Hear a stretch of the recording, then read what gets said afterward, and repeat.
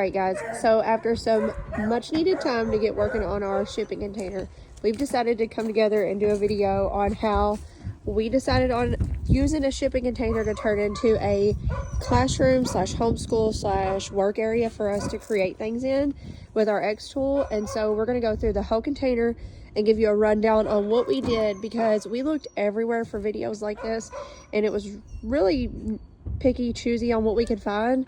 So we're going to go through here and talk about what we did, and I'm going to let my husband go through the beginning of it. So you want to get online, find you somewhere to get a shipping container from. We found one on Facebook, found somebody, contacted him, and we weren't really satisfied with the condition of it because it had a lot of dents in it and it was a little bit rougher than what I thought. We had to seal the roof because there was a couple holes in the roof, and we sealed that, but we got them all fixed and it's fine. But I would do your research, make sure you get one that is in really good condition. Second thing, you want to get these blocks. You want to keep your container up off the ground. So, and you get them at Lowe's. We'll put the description in the comments. But you do that because if you don't get it up off the ground, your floor will rot out in it because it's sitting on the ground, don't have no airflow. So you definitely want to get it off the ground. You don't want to set it on the ground. I know a lot of people make that mistake. So the things that we struggled with the most was the windows. I know a lot of people wanted to know about the windows and how you do the windows, and there's kits you can buy that are really expensive, and we have to paint. We're going to paint everything once we finish it, and I'll finish the trim. But so what I did is we bought the windows off of Facebook, and they're triple pane. They're really expensive, but we found them on Marketplace. Don't buy new windows. Look on Marketplace. You can find really, really nice windows. All of our windows were $400. So what we did was we measured our windows and got the measurement on them. Then we took and went another about 3 1/4 inches wider, and we cut the hose out. We took a grinder and a cutoff wheel, cut the hose out for the windows. Then we went and bought some quarter-inch plate by 4-inch flat stock. Welded that in to make a frame, and we have videos of all doing it. Made the frame, and then we took and screwed 2x4s in there, and that way when we set our windows in there, we could screw them, and then we wrapped our windows. It's the cheapest option you can do. And then I just bought some silicone at Lowe's and put on there. It's black, it matches. And then we're going to paint it all and finish it out soon. We'll have a video when we do that also. So that's the cheapest option on the windows. It saves you a ton of money, and we'll put as we're putting the comments in, everything, we'll put the price on how much we paid for the windows, how much the trim was, the silicone, the blocks, so y'all can get a number on exactly how much it costs. And the load of gravel. Yeah, and the load of gravel. So, and we have to, like I said, we're not finished with this, so this is be all trimmed out better, but it got cold on us. It got wintertime. This is a real expensive window, and like I said, we bought it off Marketplace, brand new, and it did have a small crack in it. It has a very small crack up here on the inside, but they're triple pane, and we paid $100 for it.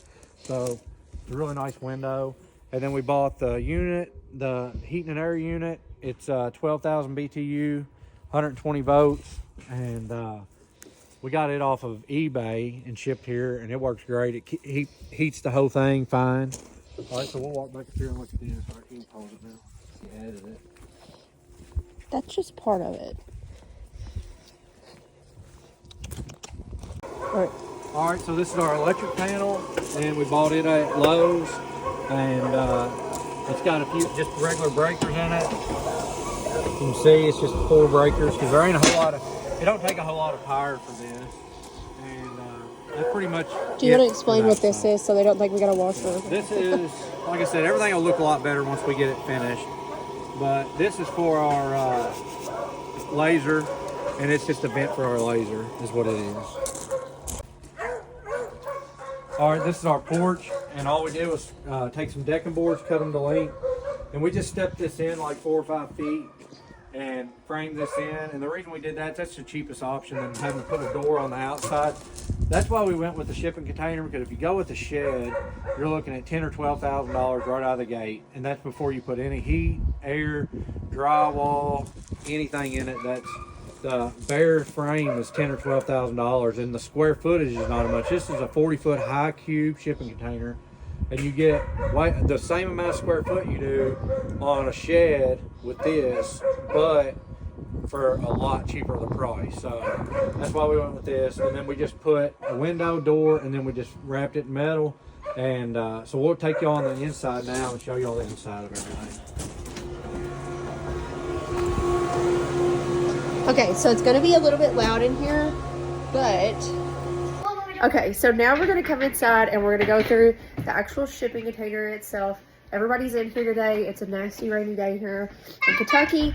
So we're going to go through and show you guys how we set up the kids area, how we set up our area in the back, which we tend to maybe think we might change because it's taking up a lot of space. And then my husband's going to go through the insulation, trim, all the breakdown, drywall, everything else. So from the other end, I'm going to flip the camera around and show you guys how we decorated, even though we're not finished, so don't judge, and what we intend to do later.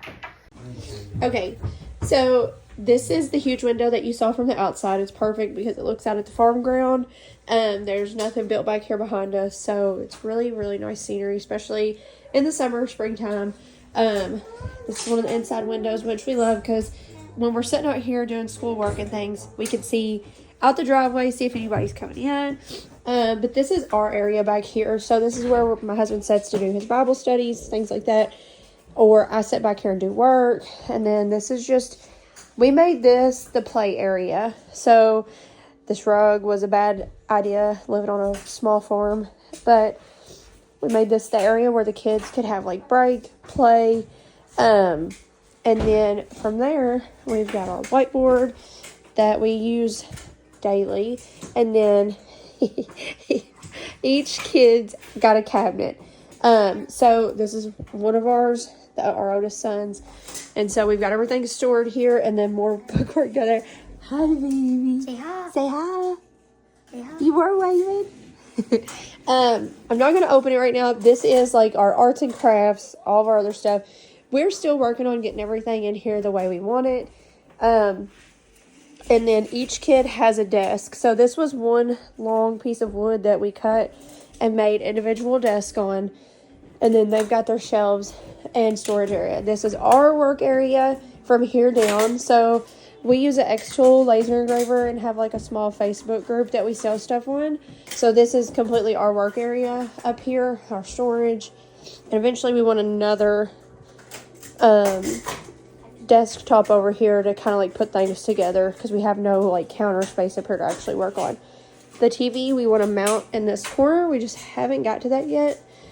And I think that's about it. These are some storage things we use for our craft things that we make. And I think I gave the rundown. We don't want the recliner in here really. We want to get a futon. We just haven't got to that yet. So with time, we will keep you guys updated on how we decorate and how we finish things out. Because like I said, we're just not to where we want it at yet, but it will be soon. So now we're going to go into a rundown of the drywall, insulation, lights, and all that stuff. So we got the cabinets at Menards, and we're going to put a price on them. And got the countertop, got each individual desk at Menards, and the trim we got at Home Depot. It's just cheap boards that we stained and put on here. And the lumber package we got at our local hardware store, lumber, and this door all come from there. And the flooring. Andy. And the flooring come from Home Depot. We can put a link on that, how much that costs. The flooring was a nightmare. Talk about that. The floor was no fun.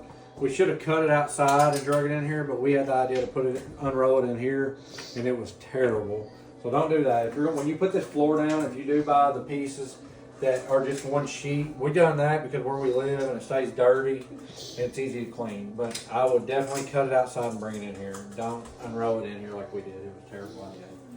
So, and the ceiling fans we got at Home Depot, or no, we got them at Menards. The lights we got off eBay. Get the lights off eBay or somewhere. They're a lot cheaper and they're good quality. And you can get a lot more of them for the same price. So we bought them off there. If you notice too in this video that these lights are different color than these lights, they have different settings. Yeah, and these, so we wanted them a little brighter back there. You can make them as bright as you want. So them four are a little brighter than these up here. So then we spray foam the whole container. And the reason you want to use spray foam, which you can find somebody locally to do your spray foam. I know a guy because I do construction work, and he does all my spray foaming. And he spray foamed it for me, and we'll put the price on there. Okay, so we'll, but you got to spray foam it because it condensates. It's all metal, and if you don't spray foam it, you try to put regular insulation up in it, it'll get black mold and stuff. So you definitely want to spray foam it. And we took our 2x4s and turned them flat ways so you get as much room as you can.